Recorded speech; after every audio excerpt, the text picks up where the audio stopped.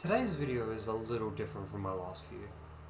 You see, I'm going into Firewatch as close to blind as possible, having only read the Steam store page and looked at the screenshots, and maybe watching a review on a TV show here in Australia called Good Game, maybe 10 years ago, but that might have been something else. I genuinely thought Firewatch and Flame in the Flood were the same game for years. So if that's the case, why am I making a video on a game that I know absolutely nothing about? Allow me to read you the description from the store page. Single-player first-person mystery set in the Wyoming wilderness where your only emotional lifeline is the person on the other end of the handheld radio. A mystery game set in a remote area in a US state that most people probably couldn't name, where you physically never see another character and can only communicate with them via radio. This sounds oddly familiar. The description of this game reminds me of The Suicide of Rachel Foster, which I covered 2 videos ago. The big difference is the actual mystery. Rachel Foster's mystery doesn't know what the ending is until you get there.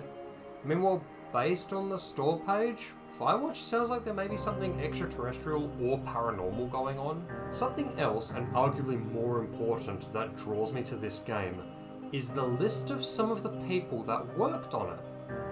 Chris Remo, I hope I'm pronouncing his last name correctly, does the soundtrack. Having also worked on the soundtrack for Gone Home, a great game I will actually end up covering in the future, but more importantly, Will Armstrong. You don't know who that is. Will has worked on such games as Slime Rancher, which I played like 20 minutes of, Slime Rancher 2, which I haven't played, and fucking Bioshock 2. Stay tuned for my series covering the entire Bioshock franchise, including development stories, because there's a lot. So to say that I am intrigued is an understatement.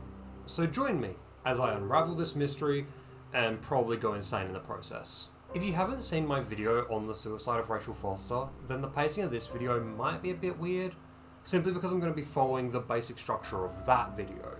Since there's a shocking amount of overlap in the way the two games are structured, one last thing. This game does deal with topics people may not be comfortable hearing about, those topics being grief, loss, Alzheimer's, dementia, and stalking. If any of those topics make you feel uncomfortable, turn the video off. Don't force yourself to hear a random Australian talk about a game from a decade ago. And with that, let's finally start talking about Firewatch. Welcome to the part where I paraphrase the entire opening sequence because it is mostly a lore dump with no dialogue and a lot of reading. The player's name is Henry, and he sees a girl named Julia at a bar and drunkenly calls her pretty. Congratulations, you now have a girlfriend. In between lore dumps, we briefly play as Henry, driving out to the wilderness with nothing more than a backpack. Julia wants a dog, and the player gets to choose between a beagle that Julia loves or a German shepherd that can perfectly protect her. I personally chose Bucket the Beagle, simply because it felt like the correct choice. Julia then asks about kids, somewhat wanting to hurry up and have some. The player promises one day they'll have kids, and then they get engaged 6 months later. Henry is now at the Thoroughfare Trailhead in Wyoming, which is not Boulder, Colorado. Now there's some typical marriage bullshit, and then Julia draws Henry. This will be relevant shortly. During a normal walk, someone from outside of Boulder tries to mug you. The mugger kicks Bucket, leading to Julia getting extremely flustered. As the good person I am, I beat the prick's face in. Plans for kids get delayed because Julia gets a job at Yale, which is one of the few schools in the US I have actually heard of. There's no good choice here. Either she doesn't take her nice job, or she has to travel between Connecticut and Colorado. Now here's your last chance to leave if you don't want to hear about Alzheimer's or dementia. Still here? So Julia was put on medical leave after getting mad at someone for borrowing books that she needed. Days prior she had loaned them the books, but she couldn't remember it. At age 41 she's diagnosed with early onset dementia.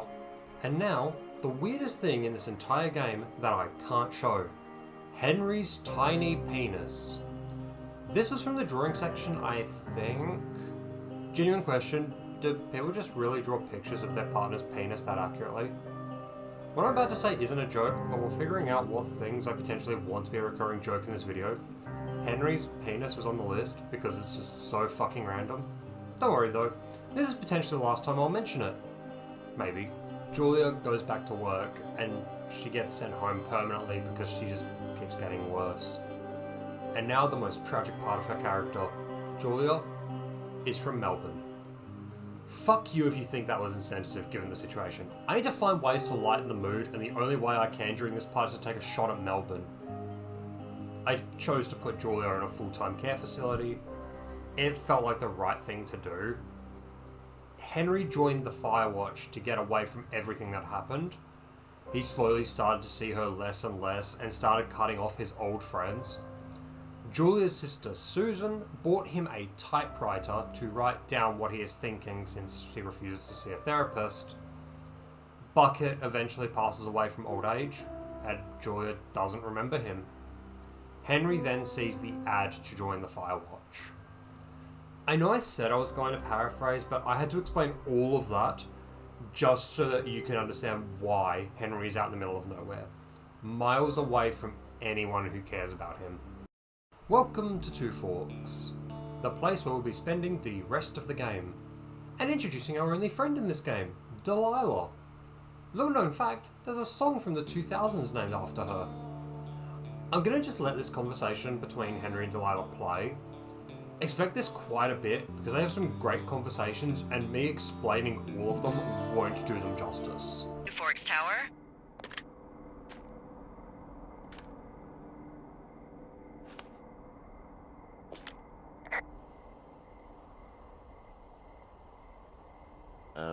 Hello? Whoever this is? It's Henry, right? Yeah. I'm Delilah. Yeah, that's what the guy said on the phone. So, what's wrong with you? Excuse me? People take this job to get away from something.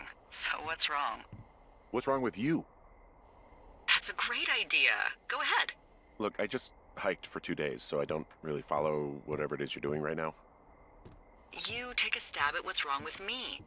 Fine, then can I sleep forever? Sure, buddy. Okay, now go ahead.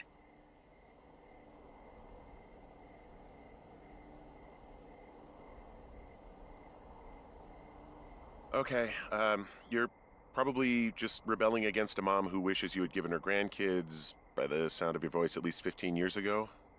You come out here and it really grinds her gears and you love it. Can I sleep now? Well, she also says I fuck immature men, but in my defense, who wouldn't want a 28-year-old with ambition and energy and some fire in his belly in bed? Me, I'm going now. Just a second, now it's my turn. Okay, good night, bye. Let's see. I don't know anything about you, but 9 times out of 10, folks out here simply got dumped. Huh, is that it? Close?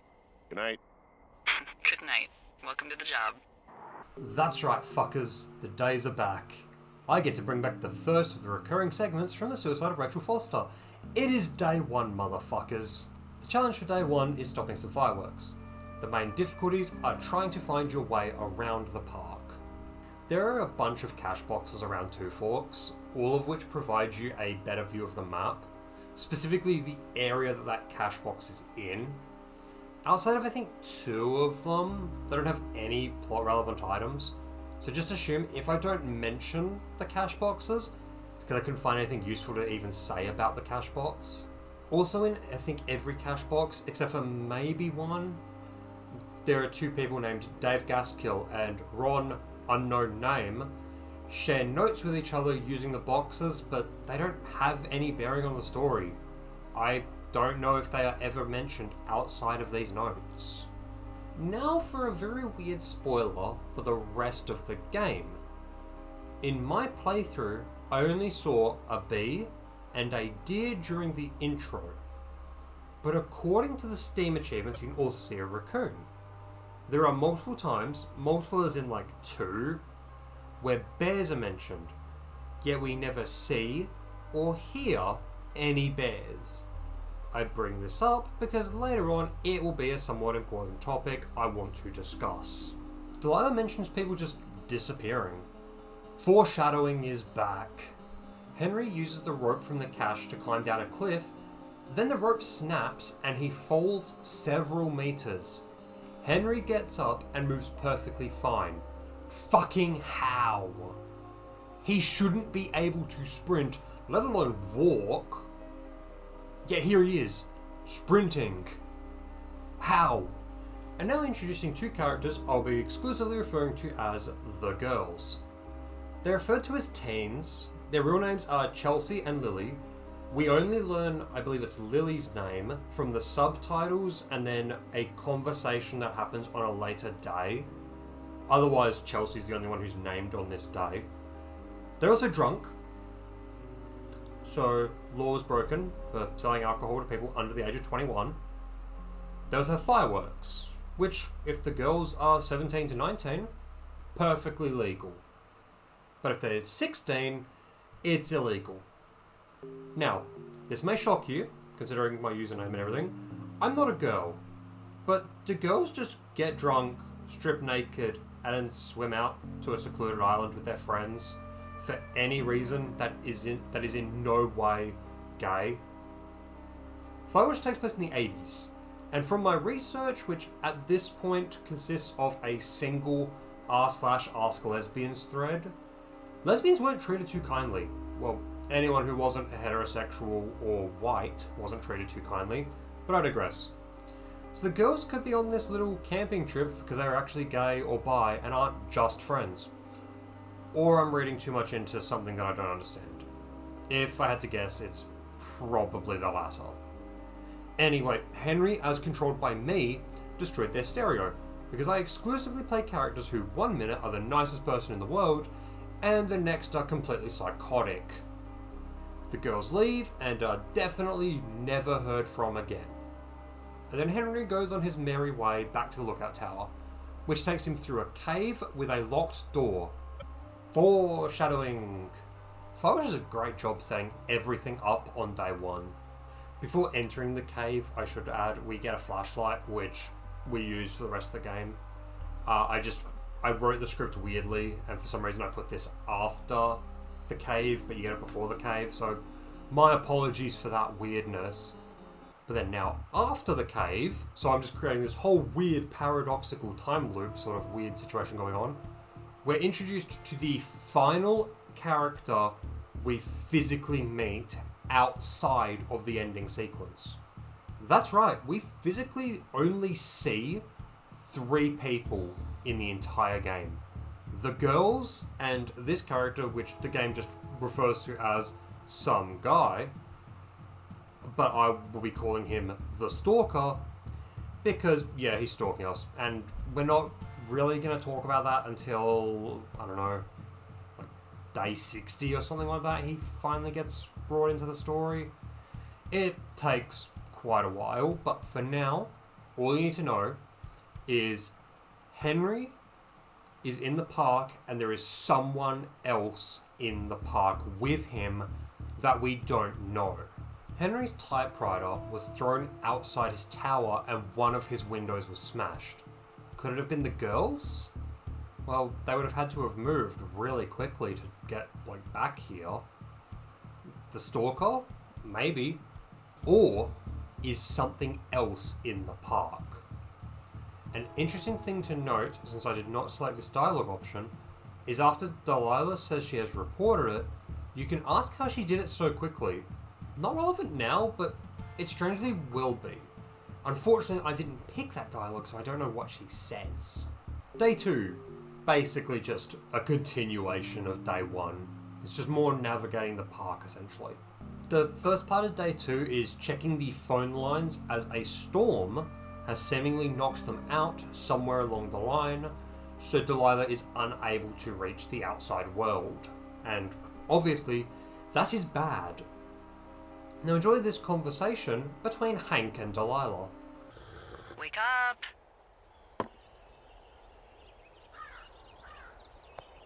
Hey, wake up! I'm awake. What's your problem? Our problem. Sorry, our problem.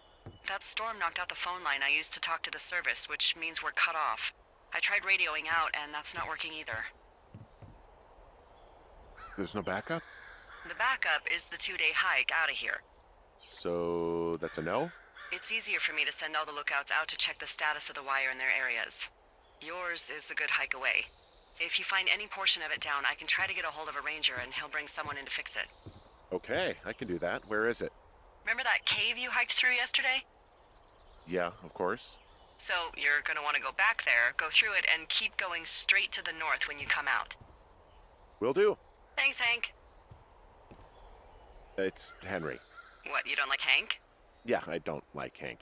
But thanks rhymes with Hank. No, it doesn't. Okay, alright. After commenting on the cold, Delilah asks what Boulder was like, and I chose for Henry to talk about Julia, but something happens. Delilah starts talking to someone but forgets to mute. Here is the conversation in full. Look, I'm sorry. Can you hold that thought? Sure. Just gonna keep hiking and hoping it warms up. Heyo. I don't think so. Why, have you? Okay, good. Hey, your button is still I don't down. think he has any idea. I'm Delilah, absolutely I can sure. hear you. I said I Would could... you? Wait, are you talking about me? All right. I'll let you know if anything changes in that regard. Hey, sorry about that. Anyway, Julia, girlfriend? Ex? Sorry, I don't mean to pry. Who was that? Who is who? I don't think he has any idea. What was that? Were you talking about me? What? You left your button pressed or something. Henry, that call was work. I was just talking to... Actually, it's not really your business. Why are you freaking out? I'm not freaking out. Good. I'm gonna go quiet for a little bit. Call me if it's important. Trust me, it will make sense later. But for now, just keep this conversation in the back of your mind. After following the wire, we find out it is broken, but according to Henry, not because of the storm. It appears to have been cut by someone, which, no. Just, no. I don't think based on where the cut is, that is even remotely possible for a person to do. The game tries to point the blame at the girls, but like, they're teenagers. How are two teenage girls going to climb a pole, go along the wire, cut it, then swing to safety? That is how this would have to have been cut, so I just refuse to accept that as an answer. And now introducing the last two named characters of any real significance. Brian and Ned Goodwin, two people that went missing 3 years prior. Thanks to Brian's backpack, we are now the proud owner of an infinite supply of rope, and a camera I use exactly twice. A smoke column points us in the direction of the girls' new camp. Something weird happens on the way. Music just starts playing. I'm going to sound completely insane, but most of the time there's no music. And for the most part, it only plays at random times. It also strangely reminds me of the Suicide of Rachel Foster soundtrack. I'm gonna just assume that both games had a similar idea for the music and everything. But I wanted to bring up this music just to talk about how inconsistent it is in this game. And after that, Delilah asks about Julia, leading to Henry somewhat opening up to her about what happened and what he was thinking at the time. And while the conversation was going on, I opened a nearby cache and discovered a sweatshirt from the University of Eastern Colorado, a place that doesn't exist. Based on Google Maps, this university, if it were real, would be on the opposite side of Colorado from Wyoming, with this park being on the opposite side of Wyoming, meaning they are as far apart as they can be within 2 states that border each other. Add this to the list of oddities we'll be discussing later, I promise. Something I forgot to mention earlier is the game takes place in 1989, a year after a massive fire in Yellowstone, which I'll let Delilah and Henry talk about. Did your wife's illness have anything to do with you taking this job, or did you just fall prey to the service's big recruiting push? When it comes to, how the hell you ended up out here? I saw the job in the paper and figured, what the heck. What the heck? I've got no ties and no life. Better go spend what's left of it in utter loneliness. Something like that? Yeah, thanks to last summer, the bump in Forest Service budget actually allowed for us to advertise for the job. Glad it worked. Oh, you're talking about that giant fire that probably caused some damage. Turned an entire jamboree of brownies to dust. Brownies don't have jamborees. Well, they should. And you don't know what the hell I'm talking about, do you? I do not. Jeez. I mean, the federal government almost let Yellowstone National Park burn to the ground? Ring a bell? Yellowstone is 15 miles away. Why would they do that? Well, the short story is that for 60 years, we got very good at not letting forest fires happen. And then about 15 years ago, they decided that forest fires in wilderness areas like Yellowstone should be left to burn. So that's what they did. I can't believe you didn't hear about this. There were reports that the entire park was gone. Dan Rather telling the country that President Reagan didn't care on the nightly news. And what the hell's he gonna do? Smoke jump in and snuff one out for the Gipper? So what should they have done? I don't even know. By the time the Yellowstone folks realized the little fires weren't gonna burn themselves out, 100,000 acres were gone. It's Yellowstone, you know? People don't want to touch it. But we touch it every single day.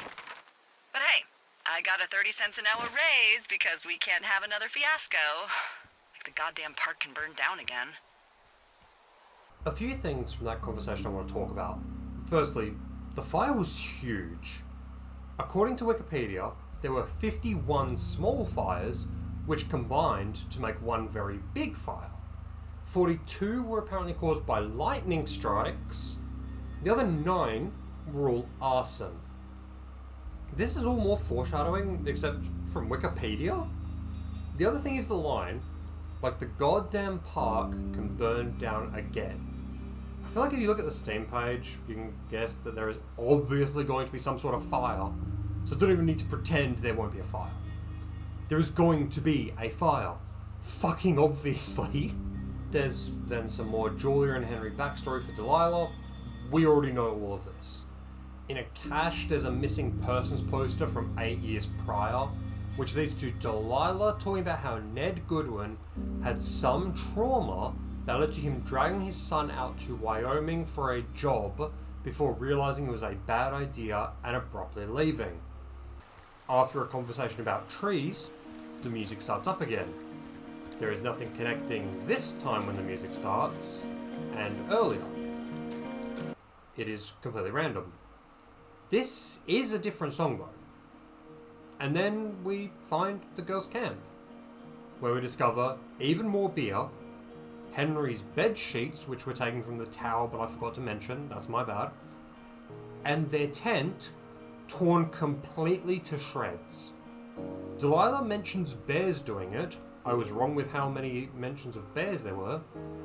There are still no bear sightings, or sounds, and there is a note.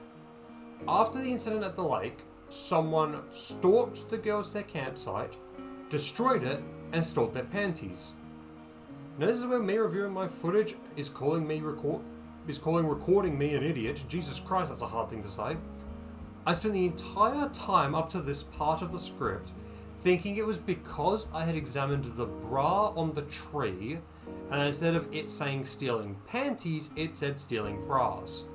All of that to say that somebody, not a bear, was stalking the girls between Henry's encounter with them and now. Day 3. I forgot there was a day 3. Like, seriously, I thought it skipped now it's like day 5 or something. Why does everyone want to draw Henry? In my head, he looks like a dwarf from Deep Rock Galactic. Yes, I'm ignoring the tiny penis drawing where he just looks like a guy. I'm saving from this whole conversation. Just know Delilah wants to fuck a voice. Henry fixes the window from 2 fucking days ago. Jesus Christ, Henry, anything could have just climbed in through the broken window, you dumb fuck. And now, between this point and the end of the game, time is going to start jumping forward. Since, if nothing goes wrong, in theory, it would go from sometime in late May to early June, all the way to September 1st. And that'd be a pretty boring game if most of it was just hiking for the sake of hiking. That said, the next day is day 9. For those who didn't see my Suicide of Rachel Foster video, in that game, day 9 is the final day. And in this game, it isn't even halfway through. Another connection between this and Rachel Foster is day 4 in Rachel Foster, which is technically this day in Firewatch. It's going to be really confusing. Nicole explains to Irving all of her theories as to what is going on in the hotel, and creates a massive conspiracy that Rachel was actually alive. I'm going to essentially do the same thing on this day, basically explaining everything I have covered so far, going into more depth, making sure we are all on the same page as to what the game seemingly wants the player to be thinking. But first, I'm just going to let the full day play out, because I can't really interject at any point. Do note, I think on this day there is going to be a random Discord notification. I'm really stupid and forgot to set myself to do not disturb on Discord. So my apologies if you hear a Discord ping. It's probably not yours, it's mine. Sorry. Hello, Henry. Having a nice afternoon? Not too bad. I could get used to it out here. That's nice. Look, I called with bad news. 2 young women, Chelsea Stevens and Lily McLean, were reported missing. They've got parents out in California who haven't heard from them in a week. They were supposed to meet an aunt down in Cody. If they're the girls from last week, then you're probably the last person to have seen them. You should tell whoever that I'm happy to be questioned. Look, it's not gonna be an issue. I mean, if they turn up dead, then maybe. Should I just not say anything and save us the trouble? Yeah, don't. Yeah, that's what I was thinking. All right, Henry, thanks. Enjoy the sunset. So, important notes from that conversation. We are given the last names of Chelsea and Lily, which I didn't write down, and this is where Lily's name is actually said for the first time, and I think also the last time. They've also gone missing following the incident on day 2. And finally, Delilah is very easy to convince to not say anything to the authorities. Now on to the conspiracies. First, I just want to go over every single event that has happened since arriving in Two Forks, just so that we are all on the same page. Thanks to a radio placed in the lookout tower, we meet Delilah. And the next day, we see fireworks, which we need to go and stop. On the way there, Henry falls a fairly large distance, but is able to sprint immediately after. Upon reaching a camp, we discover fireworks, alcohol, and female clothing. Moving to the nearby lake, we find 2 teenagers, who I assume are 18 or 19, skinny dipping in said lake. Henry destroys their stereo and starts making his way back to the tower, on the way running into a strange man not too far from said tower. At the tower, Henry's typewriter is on the ground outside and one of the windows is smashed. He believes the girls must have done it as revenge for him destroying the stereo. The next day, Henry is sent to check the communication line since there is an outage somewhere, and Delilah needs to figure out where. On the way, Delilah starts talking to someone off the radio while keeping her radio on, seemingly talking about Henry for an unknown reason, saying things like, "I don't think he knows." He reaches the part where it is broken and it appears to have been cut by a person. Shortly after finding the bag of Brian Goodwin with enough rope to last the entire summer, as well as a camera, and then noticing smoke in the distance. While traveling to the smoke, Henry discovers a sweatshirt for the University of Eastern Colorado, a school that does not exist and strangely seems placed for Henry despite almost nobody knowing he is out there.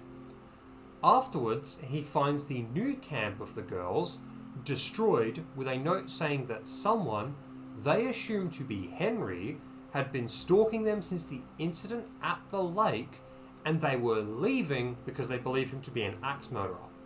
Delilah mentions the camp could have been destroyed by a bear or moose, despite the player never seeing or hearing any outside of the opening sequence where a deer or moose, I can't tell the difference because I'm an idiot, can be seen.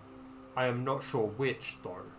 And now the girls have been reported missing because they haven't made it to Cody, Wyoming, which according to Google Maps in the current day is an 11-hour hike.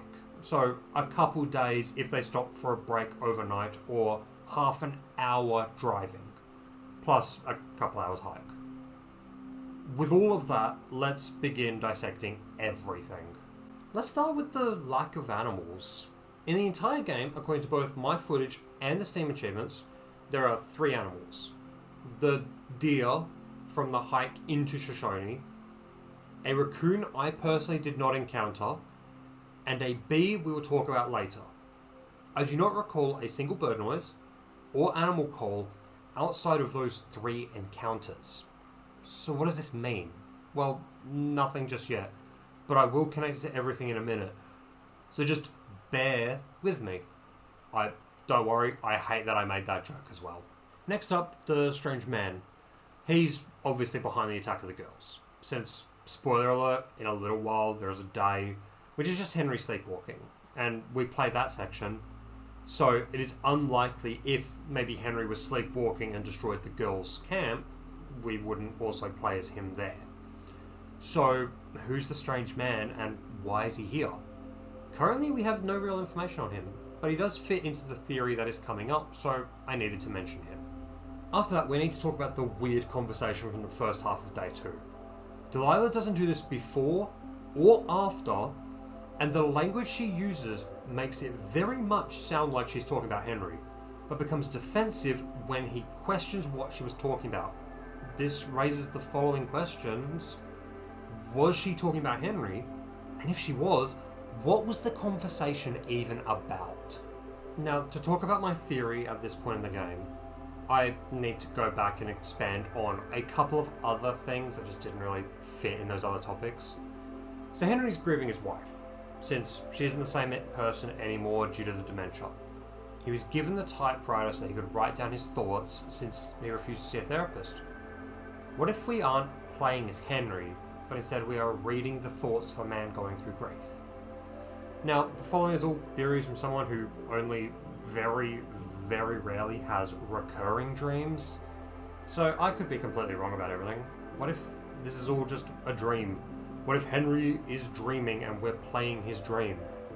It's a bit anticlimactic, but hear me out. Henry falls a relatively large distance with no injuries, is able to drop several meters multiple times per day, and is perfectly fine. How? Why is everyone we see just a black, featureless figure? Why are there no animals except for when nothing else is happening? Why are there time jumps where nothing seemingly happens? The brain is a complicated mess, but there are certain things it will do when unsure what is happening. What specifically do I mean by that? Well, according to Reddit, dreams are vague. Like, maybe there's an identifiable feature of someone you know, but other than that, they aren't created perfectly in your dream. Henry's brain could be creating pure black humans to fill the void of real people, and just isn't putting many animals in because it doesn't realize there should be some. To briefly expand upon the idea of like creating figures to fill in the void, if you've ever heard the story of Bloody Mary, the idea is you say it in a dimly lit room into a mirror. You say her name, is it 3 times? I think it's 3 times. It might be 5. I don't know. I never did it. But the idea is you say it and then you can see her in the mirror and then she kills you. The killing people part is just made up. But the seeing something in the mirror, there is actually a reason behind that. In darkness, looking into a mirror, the brain tries to fill in the darkness, and so it will create copies of your face, but they won't be perfect and everything. That could be what Henry's brain is trying to do. It is trying to fill in the gaps in his dreams by just putting people where it thinks they should be.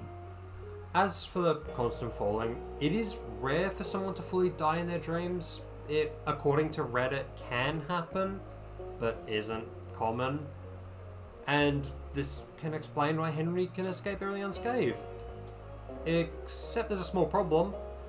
Yeah, on the final day, the whole filling in the void thing is debunked, because we do see other people and they aren't just black, like, featureless figures.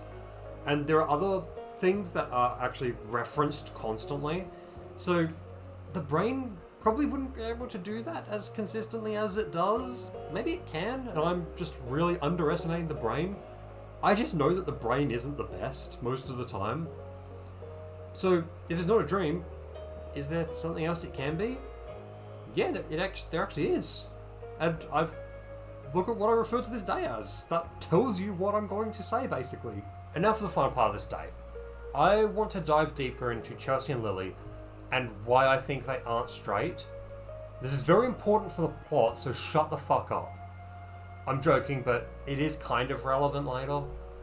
For this section, I would like to thank the people on r/AskLesbians who really like to ask how the 80s were for lesbians. I'll make sure to leave all sources in the description, potentially in a link, so that you can fact check me if you don't believe something that I said. Alternatively, if you were alive in the 80s and are LGBT, tell me if I'm wrong with anything I say.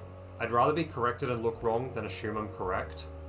To start with, although this isn't a perfect one-to-one situation, in the United Kingdom, in 1980 for Scotland and 1982 for Ireland, they passed a bill so that two men could be homosexual on the conditions that they were over the age of 21 and did it in their own homes. Couldn't find any information on women with that regard. It was only men. But even then, due to the rise of HIV and AIDS, gay people were not treated anywhere near fairly until Princess Diana met with HIV patients in 1987 and chose not to wear protective gloves to shake their hands. Then a year later, Margaret Thatcher basically banned the teaching of homosexuality and banned funding of LGBTQ education materials. This would be repealed in 2003, 15 years later. And finally, in 1989, EastEnders had the first gay kiss on UK TV, and Sir Ian McKellen, who played Gandalf in The Lord of the Rings, among many, many other roles, came out as gay and co-founded Stonewall, an LGBTQ charity named after some riots that had happened years prior. So that's what was going on in the UK. How about the US? By the time Firewatch was taking place, around half of the United States had decriminalised homosexuality, with the ones that hadn't being a lot of the states you would expect, like Texas and Alabama. Strangely, it is very, very difficult to find information from American sources about the LGBT issues in the 80s. One source mentions the discovery of AIDS in 1981, then just jumps 6 years to talk about Reagan addressing it for the first time, with nothing in the middle. I'm not going to reference this source, simply because it told me nothing. Another source starts in 1988, but they have information from the 60s and 70s, which are much more filled out. I bring this up because it's so weird. Thankfully, there are some alleged first-hand accounts from Reddit.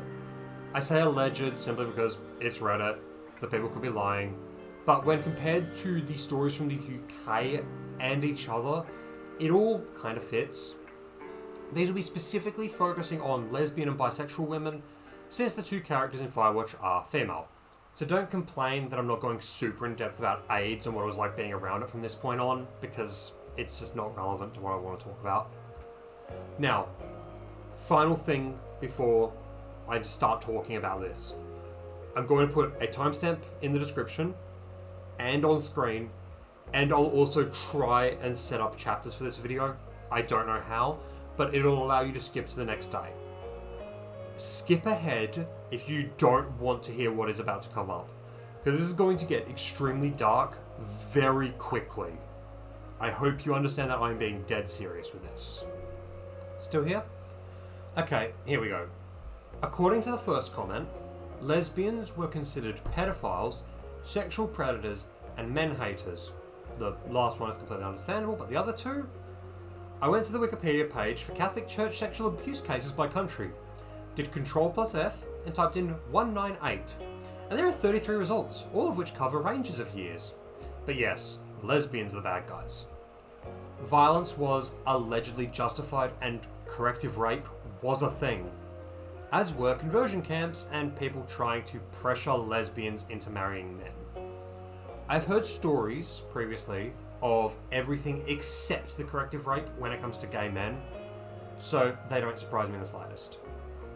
Interestingly, during the AIDS crisis, lesbians would take care of men who had AIDS in an act of solidarity, since straight people were terrified of even touching them, as referenced earlier during the UK section of this whole tangent. Unfortunately, I've hit a dead end, but I think that with what I have, I can continue on why this whole tangent exists. But I will add that thanks to a random Reddit comment that led me to a website called the Lesbian Her Story Archives, who have a physical archive in Brooklyn, New York. Sadly, it appears not everything has been made available online. If they do eventually upload everything, I'll pin a comment stating they have, because I think this would be a great resource, but sadly I don't live in New York and can't justify traveling all the way across the globe to visit. I could email them asking for information, but I want to try and get this video out by the 10th, and I don't exactly want to delay this video even longer, even though I think I'm gonna have to, because I'm currently recording all of this on the 7th, and I take like 3 days to edit. With all that said, why do I think Chelsea and Lily are lesbian and not just friends? It's pretty simple really. Why would two straight women go on a camping trip with nobody else, one small tent, and a lot of alcohol? Why would they go out into the middle of nowhere with people only vaguely knowing where they would be, only to get drunk and go skinny dipping? Furthermore, why would they swim out to an island in the middle of a lake while skinny dipping after leaving their clothes along the trail leading to the lake? I'm using Occam's razor to prove they're lesbian or bi. For those unaware, Occam's razor is the idea that we have two different answers to a question. The simplest is more than likely correct. In this case, with the information I have, everything points to them being gay in the 80s, rather than just two women wanting to go camping. Now, roughly 1,000 words later, back to the actual game. Day 15, almost an entire week later, and I'm just going to let this whole day play out before I comment on anything. Henry, wake up.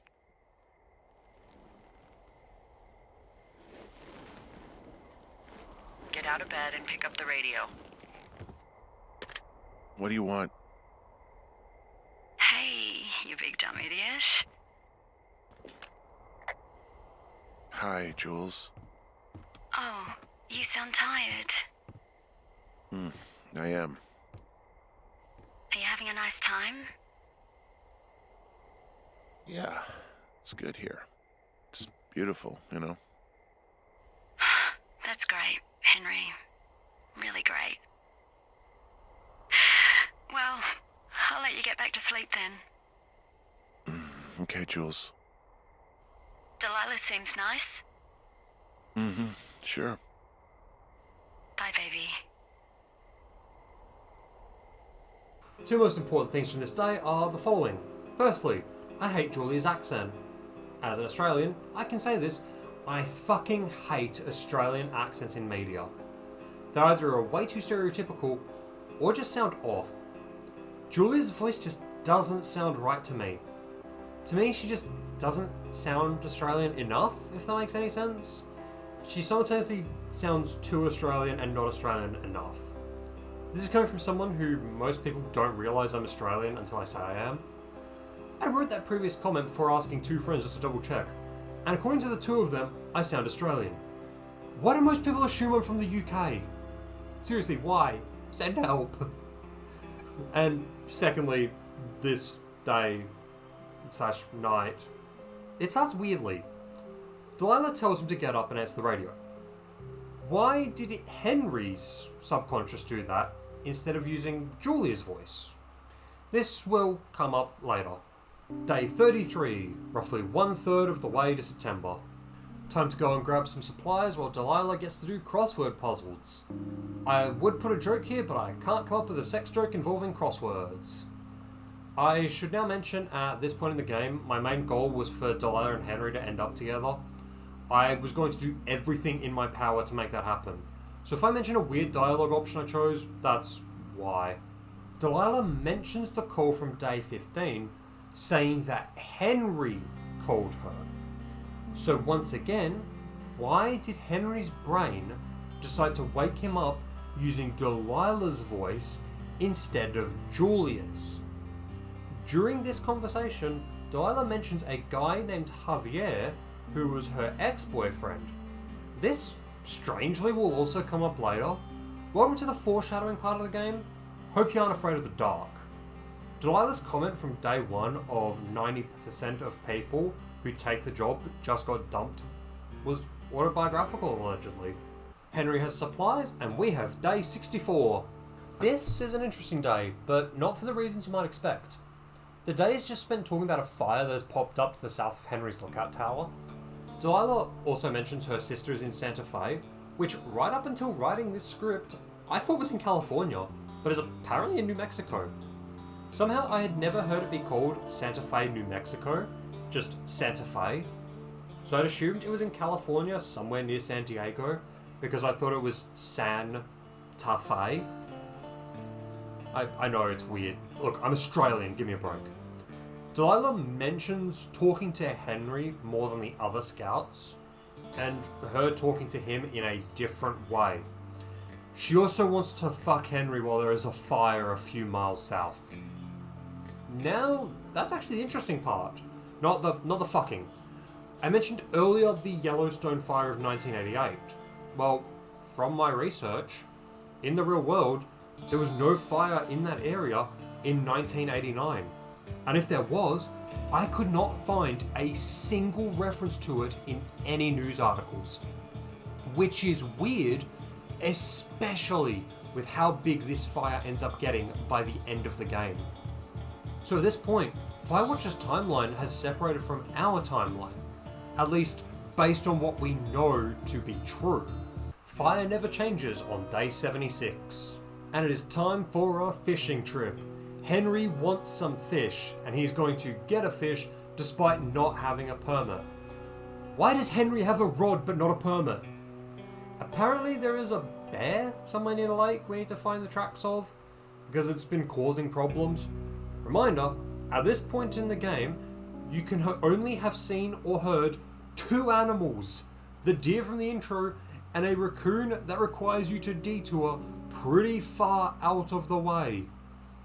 But before we even get to the lake, why is the alcohol and fireworks back at the girls' original camp? I confiscated them on day 1. I'm fairly sure on days 2 and 3 you can see them in the footage when I'm in the tower. Is this a bug or intentional? Interestingly, I just looked back at the day 64 footage, and the fireworks are missing from the tower. How did the fireworks get returned without Henry seemingly noticing? I don't think I can stress enough how weird this is. I regularly run through this way. Like, this is the path that I normally take when heading to the lake from the tower. And I have had to do that run a surprising amount of times. And this is the only time the fireworks are put back. Including later on when I have to run this way, the fireworks aren't there. If it was a bug, I feel like it either should have happened more often, but it just didn't. Like, there's something weird going on with these fireworks, and I don't know why. Henry finds a clipboard showing that someone has been eavesdropping on Henry and Delilah from somewhere called Wapiti Station. Henry hears a strange staticky noise, finding a radio that is malfunctioning before getting a hit in the back of the head, then fucking curb stomped. Of course, Henry gets up very shortly after, showing no signs of head trauma whatsoever. Delilah doesn't know what Wapiti Station is, but she knows of a Wapiti Meadow. And of course, Wapiti Meadow is blocked off by a massive fucking fence. A fence that Delilah knows nothing about. I think it's time for a rant. On day 1, Delilah talks about the fireworks, which are south of this fence. Delilah is somewhere to the north of Two Forks in a direction that doesn't make any sense. Well, it makes no sense because of this fence. Allow me to explain. Day 1, she talks about seeing the fireworks. And on day 3, she talks about being able to somewhat see Henry. Considering where Henry is expected to be stood on day 3, which is on the south side of his tower, Delilah cannot see him if she is straight north of the lake.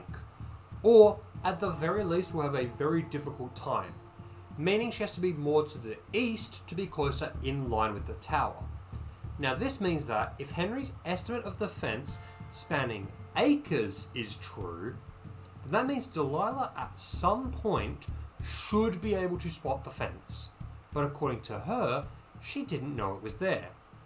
Delilah, how the fuck do you not see the massive fucking fence if you can see a dwarf from miles away? Also, how the fuck is Henry functioning at this point? It's been over 2 months, and this time he has fallen with seemingly no injury, dropped down ledges with seemingly no injury, and have been hit in the fucking head and only complained about having a slight headache, despite there being zero effect on gameplay.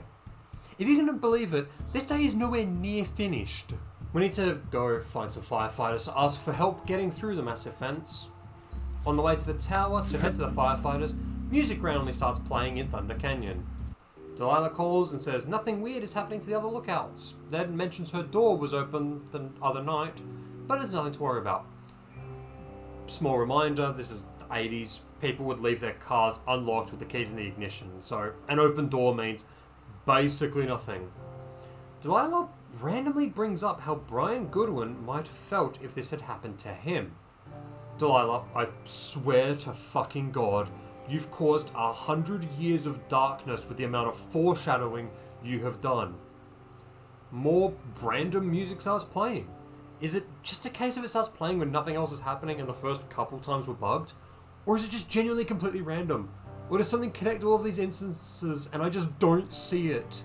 I also can't find anyone else talking about this at all. Send help. So we reach an area referred to as Pork Pond. I'm mentioning the name because there is a sign that keeps getting stolen. This will somewhat come up later. I just wanted to put it here. There are some snowmobiles out here which have been abandoned and then stripped for parts. Like, a lot of parts. Realistically, it wasn't the people who left them. Someone after the fact found them and took a lot of parts. But who would do that and why? I'm now going to let Henry and Delilah take over for a bit at the firefighter HQ, simply because I'm sick of talking. Yeah, these guys are gone. I found where they were sitting around before getting picked up. Damn. I found an axe. If one of the crew left it, that thing is actually called a Pulaski. It looks like an axe to me. This thing will be a huge help. For both getting through the backcountry and getting through that fence. I found a little trowel. Maybe I should take it with me. Could use it to pop open beers. Wow, 99% sure that's for burying poop? And I already touched it. Well, Hey, Dee, they left something behind. It's like a memo from their boss. Next few days, dropping into the thoroughfare on behalf of Dr. Simmons at Wapiti Station. Wapiti Station? Holy crap. Keep reading. Oh, I just thought I would maybe, stop there, let the mystery percolate. My mother always said I would need someone who'd give me a taste of my own medicine. They're running a research site out there. He was worried about wildfires. Someone is writing down our conversations.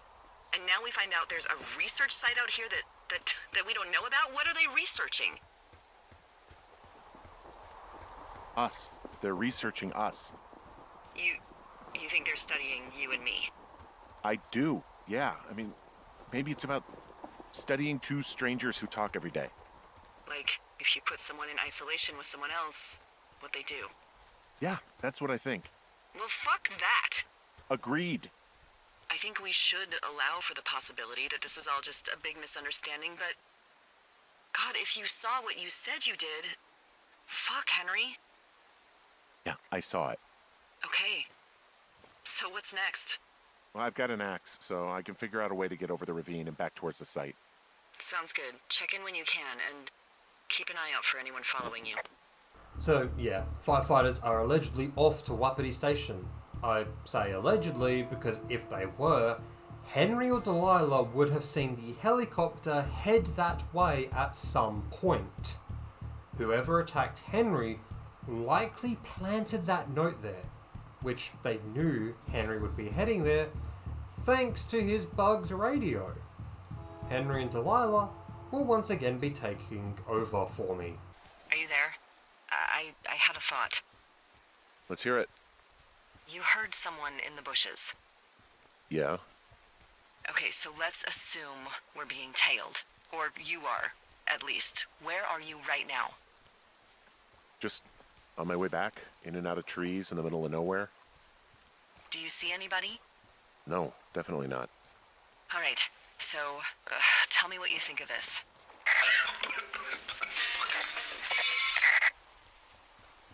Did you just cough? No. Did you just cough? No. Oh, fuck. Fuck. There isn't any way someone, like another lookout, could be on this line, is there? No. Not without tapping our radios. Well, what about when I heard you talking to someone else? I just left your line open. That's not what this is. Get in your tower, shut the door. Don't leave, and don't use your radio. I'll call you. Understand? I will call you. Basically just confirmation that someone is listening in on them.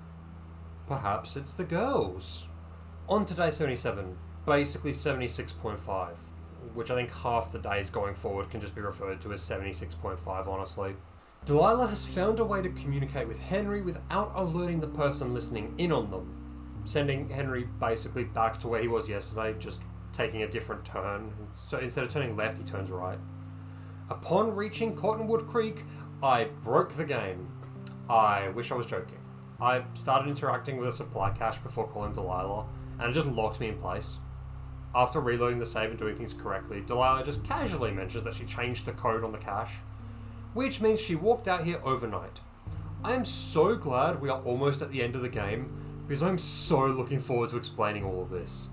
But for now, I just want to mention, she hiked so fucking far to deliver a brand new radio to Henry, when she could have just gone to his tower, grabbed him, and then the two of them go and look at Wapiti together. Holy fuck, Henry, we have to get into that site. What the fuck is going on? People are listening to us? I don't know. Our radios are tapped? Are you fucking serious? Our radios are definitely tapped. That's why I left you the one you just got. How is this even possible? I don't know, Henry. What do you know? I know that I'm scared. Who is doing this? I don't know who could be doing this. Henry, I've been at this job off and on for 13 years. Sometimes here, sometimes over near Jackson, a couple times down in Wind River. And nothing like this has ever happened before. Are there any other lookouts this is happening to? Someone else in on this? Anyone? This is just happening to us. Everyone else is fine. Are you sure? Yes. I've tried to bring it up to Chimney Rock, Elks Fork, and Beartooth Lookout, and every one of them got confused. Asked me if I'm okay and if I need to be relieved. Our fucking state coordinator asked if I was just having lady troubles. So no, this isn't happening to anyone else, and I'm done asking. Am I just making all of this up? I mean, the eavesdropping, the spying, is this... Fuck, are you... Is any of this real? What? Are you serious? Maybe I'm just losing my mind. What? Like Julia. And maybe it's happening to me, and I'm imagining that I have a boss out here and that we're being spied on. Henry. Maybe there was something in the water, or our condo was underneath some power lines, and you, Delilah, you're not real. Henry, think about her. If what happened to her were happening to you, you wouldn't even be able to realize it. Okay. Henry, Sweetie, I am real and this is happening. I'm as real as the sky is blue. Take a second and then call me back. I'm on your side. Henry is slowly starting to break from all of this, while Delilah is becoming more and more calm and rational. And now Delilah reveals she filed a report about the disappearance of the girls and how she lied in it. And now she is worried because someone might have a transcript of that conversation which they can turn into the police because Delilah is a fucking idiot. At Wapiti, we finally discover the third and final animal, the bee I mentioned earlier. Every animal has now been encountered or could be encountered. The rest of Wapiti is going to be explained solely by me because there is a lot of stuff and Henry and Delilah talk way too slowly. According to Henry, because the equipment is in a valley, it is impossible for any lookout to see it. Henry, there's a giant fucking fence. Surely someone can see that fence from their tower. There's a soil grid that never gets explained, but if I had to guess, they're testing the soil for agricultural reasons. But more importantly, in their tent, we get a wave receiver, which now replaces the compass and detects signals, which will be important for the rest of the game, essentially. Also in the tent is a map with lines showing the usual trails that Henry hikes along, as well as a clipboard which seemingly talks about Henry, Delilah, and two unknown people. However, and I might be crazy, the clipboard looks more like it would be related to bear tracking.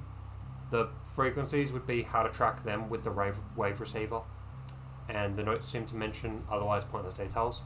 For example, 3871 is apparently a really horny man who hates other men. 914 is a female who avoids something. 42723 eats either too much or too little. Doesn't really make sense if they're doing an experiment on Henry and Delilah to mention 3871 and 42723. On the desk under some papers is a black box that the receiver is responding to, and a book with subjects Henry M and Delilah A taped to it. Somehow, the book knows stuff about Julia that Henry never mentioned to Delilah, and talks about Henry's hiking habits, showing they were following him. Remember Javier from Day 33? Sure you do. He's such an important character, everyone remembers him. Well, according to the book, he and Delilah are still together, which she obviously denies. Delilah suggests burning Wapiti to the ground, which Henry wisely says, not a great idea. On the way out of Wapiti, the rocks at the entrance collapse, preventing any return. Not that Henry would want to return since Wapiti Station is now on fire, with an insane amount of smoke considering the short space of time between Henry leaving and Henry seeing it. Delilah, interestingly, when Henry says to call the fire in, says, "What about who started it?" Despite Henry never saying or even implying arson. Henry does not question why she immediately jumped to arson, and not insane coincidence. Day 77, Part 2. This time, at night. Oh cute, Henry made a conspiracy wall featuring a bunch of missing people. And the wave receiver is picking up a wave in the southwestish direction. And Delilah's drinking. Great. I mentioned bugs in the Suicidal Rachel Foster video, so it is only fair I mention definitive bugs when I encounter them. For some reason, interacting with these bushes here that I'm showing on screen from most angles would just launch me backwards. I have no idea why. Also, there's a backpack attached to an alarm box. On the backpack is the key to the door in the cave that was found on day 1. Whoever has been watching us has something to do with the caves under the tower. And now for a brief message from Delilah and Henry. Says the woman with a half a bottle of tequila in her belly. Maybe they're panicking and we're preparing to beat it. The fire has them spooked and we have new walkie-talkies, so we have the upper hand. Yeah, well, it's hard to feel like you have the upper hand when you're standing in the dark in the middle of the woods. Oh. Well, you're back in your tower. Maybe you need a drink too. I'm not in my tower. I am looking at a man standing in your lookout. And it's not you? It is not me. Oh my god, go. I'm going. The stalker has gotten more bold now that he can't listen in on everything. Nobody's at the tower, but he did leave a Walkman. Which, for anyone unaware, is an ancient music player from the time before streaming was a thing, or even iTunes. It's just a recording of the conversation from 77 Part 1 where Delilah mentions burning everything down. Now for day 78, we are almost at the end of the game. This is the second last day if I recall correctly. So I just want to take a moment to make sure everyone is on the same page. So someone has been watching and eavesdropping on Henry and Delilah from Wapiti Station, a place that according to Delilah is super secret because she didn't know about it. There has been a lot of people go missing in this area, including 2 teenagers who are definitely lesbians and a father and son pair. And there is, strangely, very few animals ever seen by the player. What does any of this actually mean? Currently very little, but we are so close to solving all of these mysteries. Just a few days left. The Flapjack fire is getting worse. Plus, the Wapiti fire has started. So great job, Henry and Delilah, on failing at your one job. An unnamed lookout calls Delilah saying that someone claiming to be Henry contacted them saying Delilah knows what started the fire in Wapiti Meadow. Whoever is behind all of this is seemingly getting more and more determined with whatever they are trying to do. The only way to solve this mystery is to go into the cave and figure out what is going on down there. Henry opens the door, steps inside, and once he turns the corner, it slams shut and locks. The radio can't get a signal, so Henry is now stuck in the cave.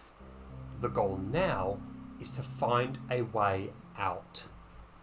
Henry comments on how cold it is in the cave.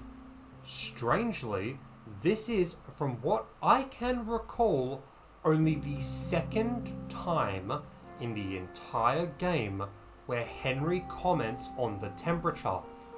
Both times it is cold, and both times it is in or around the cave. This has nothing to do with the mystery, just a strange thing I noticed whilst writing this script.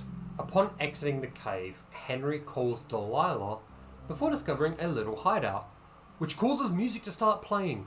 The first time in the entire game where music is used at a logical time. The little hideout belonged to Brian Goodwin.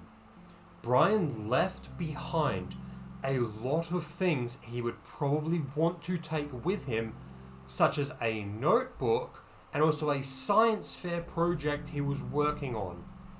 Brian wrote a note to a park ranger saying to send his climbing anchors to Nebraska because he was planning on losing them in a cash box because of how much his father was pushing him.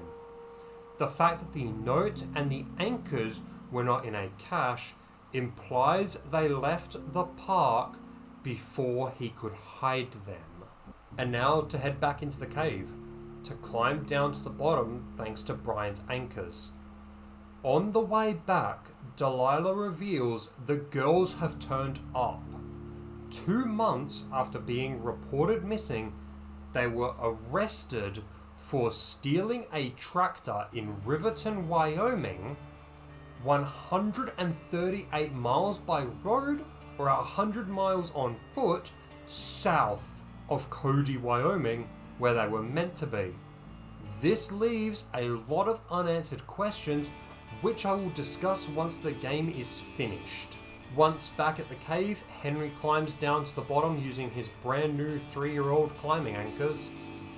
Down here he finds a single thing. As music starts to play, the body of Brian Goodwin. His climbing gear seemingly gave out as he climbed down, leading him to fall to his death. At this point you've probably figured out what is going on, but if you haven't, I won't spoil it just yet. After Henry tells Delilah about the body, she tells him to head back to his tower, because they are being evacuated the next day. That being day 79, the final day. You see that plane? No, I was just busy packing up. Well, there's gonna be a lot more. The service says this thing is 2% contained. Is this the Flapjack fire, or the site fire, or...? Well, the two fires merged into one unmitigated disaster. They're renaming it after my lookout. You about packed up? Shouldn't we talk for a sec, about things?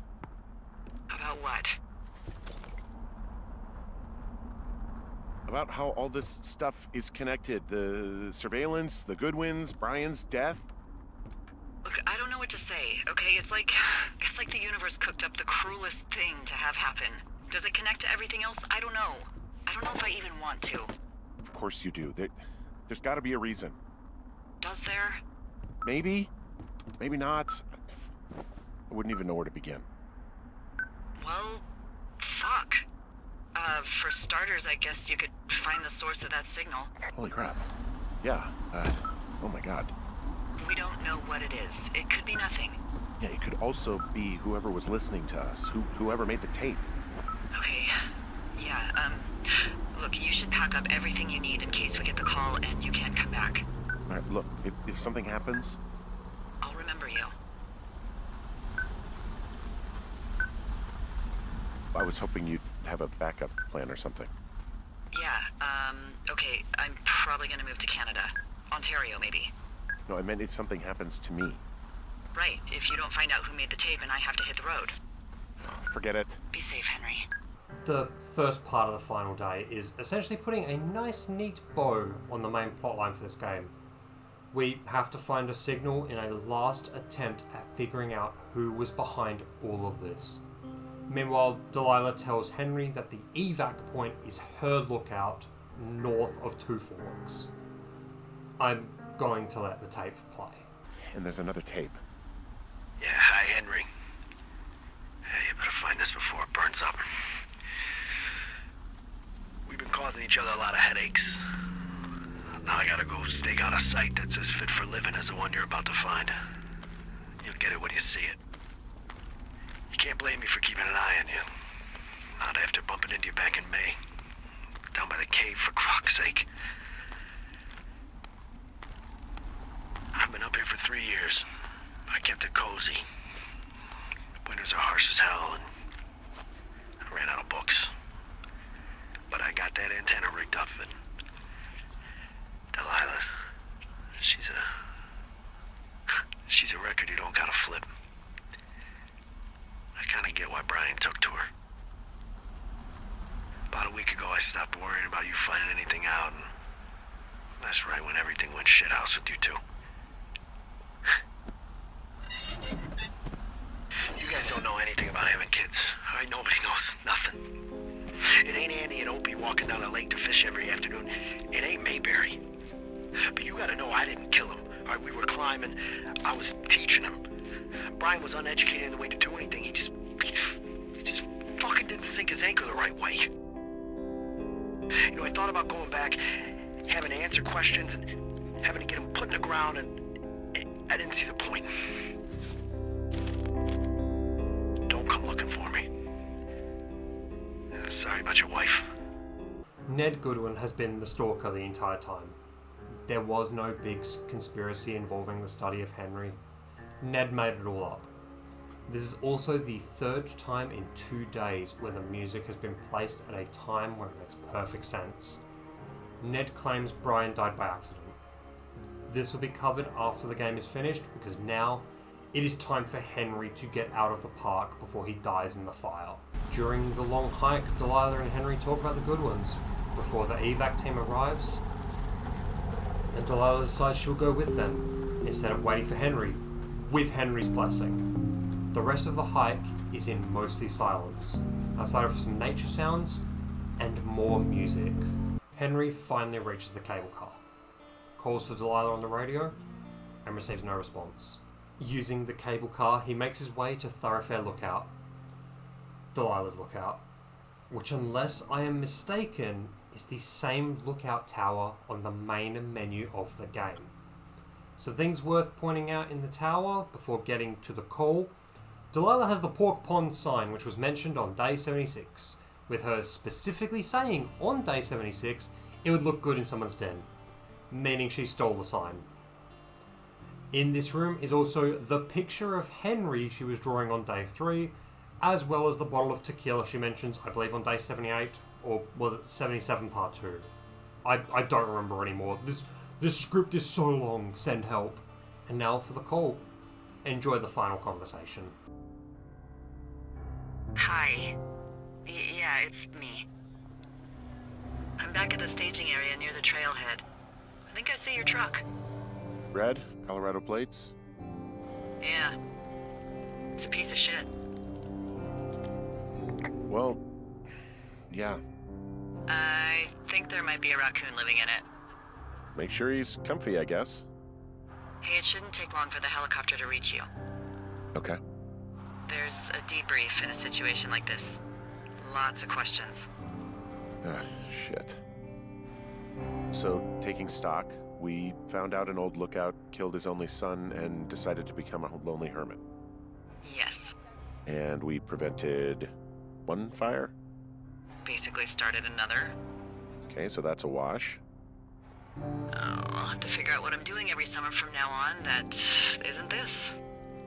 You're not coming back? No. And you'll have to... I don't know. Yeah, me neither. I don't know what's next. Tell you what, why don't you choose for me and I'll choose for you? All right, sure. Maybe...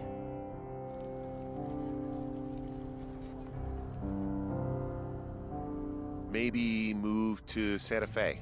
Open a jade emporium with your sister. I'd be trading cute ski bums for yoga retreat hippies, but maybe that's not all bad. Plus the margarita situation. I mean, yeah. So what about me? I think you should go to Julia, and then you can figure it out. Maybe put that typewriter to good use. Give me a sexy accent or something if you write about this. I am. Yeah. You gotta go see her. Would you? Henry, Look, you came out to put your memories behind you, and they're still right there in front of you. I gotta move on. I don't expect you to know what that's like, but I have to find some way to move on. Something to do. What if you can't? Then that's why God invented booze, I guess.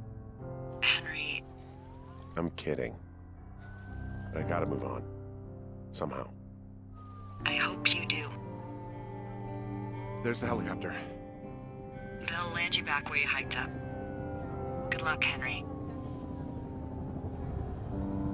Thanks, Delilah. I appreciate it. I mean it, Henry. Good luck. Thanks. Bye, Hank. Henry goes to the helicopter, and for the first time in the entire game, we see a full, non-silhouette person. And that is the story of Firewatch.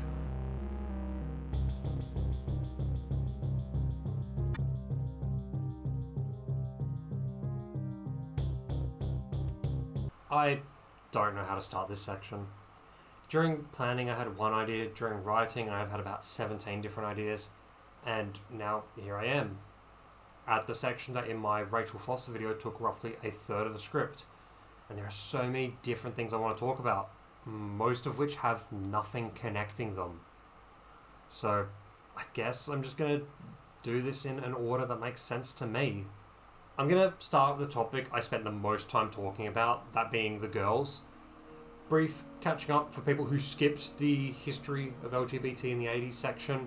Lesbian women, bi women, and women who were suspected of being either were treated horribly. Different forms of violence against them, being forced to straight conversion camps, disowned by families, and so much more.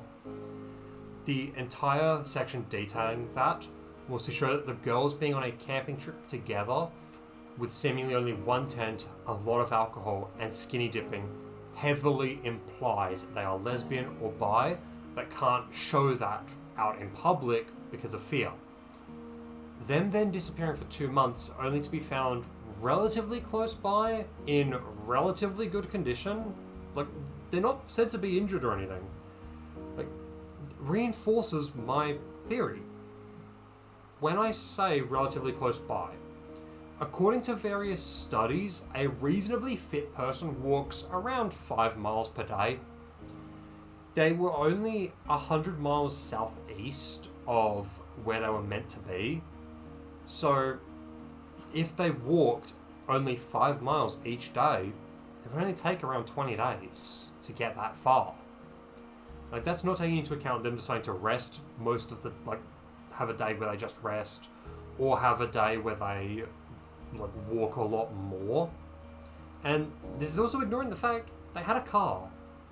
They were heading to Cody to visit an aunt of one of the girls, which is why they were reported missing.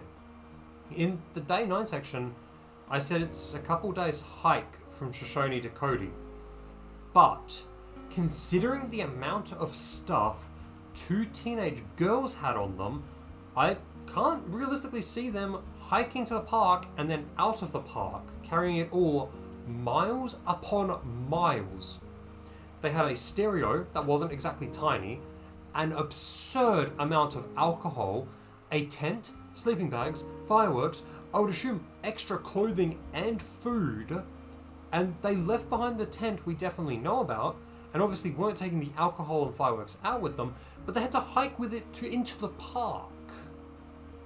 I checked the fandom wiki, and it doesn't state anything I haven't already mentioned, so there is no word on if they had a car or not, but they had to have some way of bringing all of the alcohol out there, alongside all of their supplies. So them disappearing for 2 months means they had a car for some, if not all of it, and they also had a way of getting food, so they definitely intentionally disappeared. I can only assume because they wanted more time together to be themselves without fear of the stuff listed in the earlier section. And we've now hit a very important milestone. That is potentially the final time I will be talking about the girls in this video in any real detail. The only mentions from now on will be in passing as part of other stories, like Ned's, who we'll be talking about next. The main question with Ned coming out of Firewatch: was Brian's death an accident, or was it murder? One of the main issues we face when looking at Ned and Brian is the lack of information about the pair. Yes, Delilah says Brian was a good kid and Ned was a shitty parent, but Delilah is an unreliable narrator, which we'll get to shortly, so we can't exactly trust what she says. So what do we have to look at? Realistically, all there is the letter from Brian to a ranger about him hiding the climbing anchors due to him hating climbing, and then the tape from Ned. Ned claims he didn't kill his son. But, and I'm not a lawyer, just an idiot with Google, from what I can tell, his intention doesn't matter. Let me explain. Brian plans on hiding his anchors because his dad is forcing him to learn outdoor skills. Safe to assume, Brian has complained to Ned about this and Ned has ignored him. This leads to Brian not putting the anchor in correctly and falling to his death. Regardless of if Ned did or did not sabotage Brian, causing him to fall, then Ned still brought his son to the park in violation of his employment, put him into an unsafe situation, and then didn't pay enough attention, leading to his son's death. I can't tell if this would be considered manslaughter or negligence or what, but he could definitely be charged and convicted with something. I just personally cannot tell what. Now, as for whether or not it was intentional, it's impossible to know. But Brian's head was buried under rocks. There are no rocks covering any other part of his body. He's lying face down, and his rope is disconnected from him. Either Ned climbed down and for some reason made it look like an accident after pushing him down, or something weird happened causing everything to look like murder. And now we've come to the final topic of this video. Was there actually a conspiracy going on, or was it all just Ned? Let's go through everything more or less in order and explain what I can and highlight what I can't. Henry starts hiking to Two Forks. On the way, seeing a deer and looking at a drawing of his tiny penis. Upon arriving, is sent to stop some girls from lighting fireworks. On the way back to the tower, he runs into Ned Goodwin. That night, there is a storm that knocks down the communication lines between Delilah and the rest of the world. Delilah accidentally talks to someone while Henry is listening and refuses to explain what the conversation was about when Henry asks questions. Henry notices it appears the line has been cut, blaming the girls before heading to their camp and finding it destroyed by Ned Goodwin. The girls then go missing for over 2 months.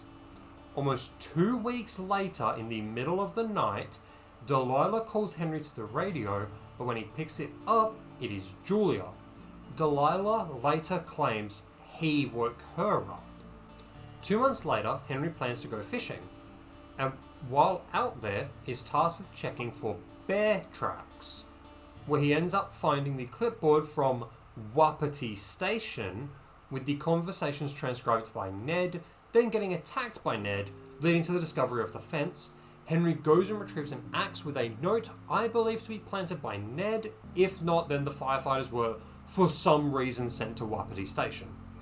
On the way back to the fence, Delilah and Henry hear Ned cough. Delilah hikes all the way from her tower, past Henry's tower, to plant a radio for him to use that isn't bugged by Ned. Henry starts having a breakdown, but Delilah remains calm. Henry goes back to the fence using his brand new fire axe on the gate before getting stung by a bee. In the fence is a lot of high-tech equipment and a soil grid, as well as notes on Delilah and Henry which were planted by Ned. Later that day, a wave is detected leading to a backpack with a key to a door in the cave, which the next day leads to the body of Brian Goodwin, and nothing after this point is relevant until reaching Delilah's lookout. Delilah tells Henry to go to his wife and to write about her on his typewriter before the game ends. On screen, you should see screenshots of everything I marked as unexplained. Let's just group some of them together. Notably, the animals need to be together. Now to go through everything one by one, starting with the animals. There are, in total, by my count, 8 references to animals in the entire game. The deer at the start, the tree on day 1, the raccoon that can apparently be found as early as day 1, the theoretical bear or moose on day 2, fish in the lake and the bear tracks on day 76, the bee on day 77, and then the call with Delilah at the end of day 79. She mentioned a raccoon in Henry's car. That's all. It is not explained why we never see or hear any birds, or where these mysterious bears are, or the lack of any other insect. Even Ned Goodwin on his tape doesn't mention a single animal, but does mention how hard winter is out there. So where the fuck are all the animals, and why can we see exactly 3 over the course of the entire game? Something I didn't include in the oddities list, since I didn't actually know where to put it, is the weird sweatshirt from the made-up university. Who made it? Realistically, it can't be made by Ned, since it would have required him to have information about Henry before he arrived. So who could have made it and placed it there? In reality, it's a reference to The Last of Us, a game I haven't played, where there is apparently a University of East Colorado. But why is it in this game? Who put it there, and why? Okay, I'm starting to sound insane. So let's talk about the next thing. The communication line being cut. I made a point of it during the day-by-day analysis, but the girls couldn't do that. I don't think Ned could even do it. My main point with this is based on the fact that the pole for the cable is pretty tall, and the cable is laying on the ground. This would require someone to climb the pole, go along the cable, cut it, then swing back to solid ground while not killing themselves in the process.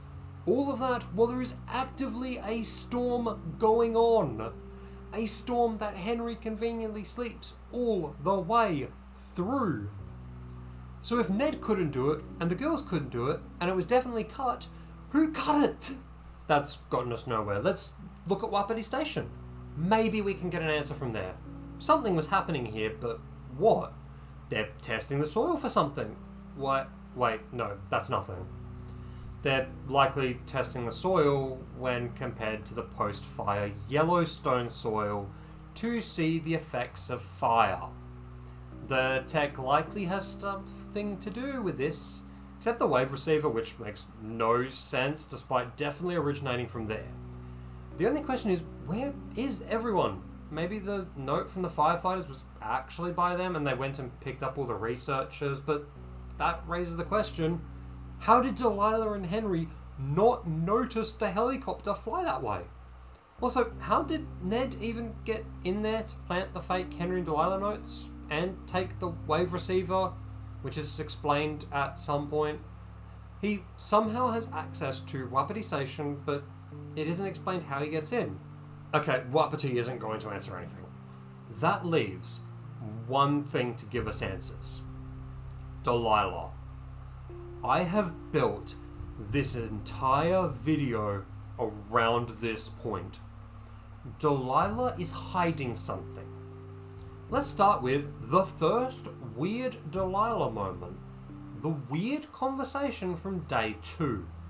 Delilah talks to someone while keeping the line with Henry open, saying things like he doesn't know.